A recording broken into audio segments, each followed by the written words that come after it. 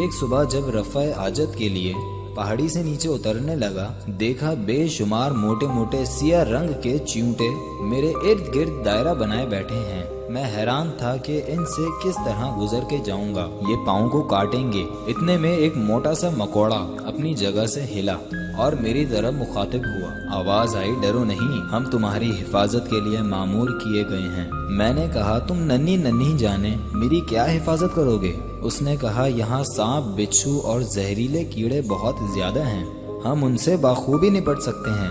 اس کے بعد انہوں نے میرے گزرنے کا راستہ چھوڑ دیا۔ کسی دن یہ مکوڑے بھی میرا حصار کرتے۔ شروع میں پہاڑی پر جب اس میں ذات کی مشق کرتا تو مجھے کئی بزرگ اپنے پاس کھڑے یا بیٹھے نظر آتے۔ کچھ بہت ہی خوبصورت قسم کی عورتیں آتیں اور ان کو جھک کر سلام کرتیں۔ ان کے ہاتھوں میں گول قسم کے پنکھے ہوتے اور وہ ان بزرگوں کو جھلتی رہتیں۔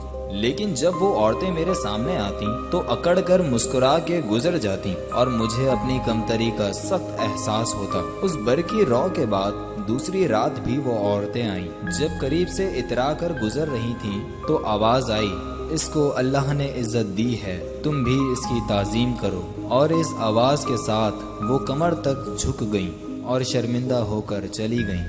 جب کبھی دل پریشان ہوتا یا بال بچوں کی یاد ستاتی تو وہی عورتیں ایک دم ظاہر ہو جاتیں، دھمال کرتیں اور پھر کوئی نعت پڑھتیں اور وہ پریشانی کا لمحہ گزر جاتا۔ اور کبھی جسم میں درد ہوتا تو وہ آ کر دبا دیتیں، جس سے مجھے کافی سکون ملتا۔ یاد رہے، یہ سب ناسوتی واقعات پیش کیے جا رہے ہیں، حالات بالا اور راز بالا کی اجازت نہیں ہے۔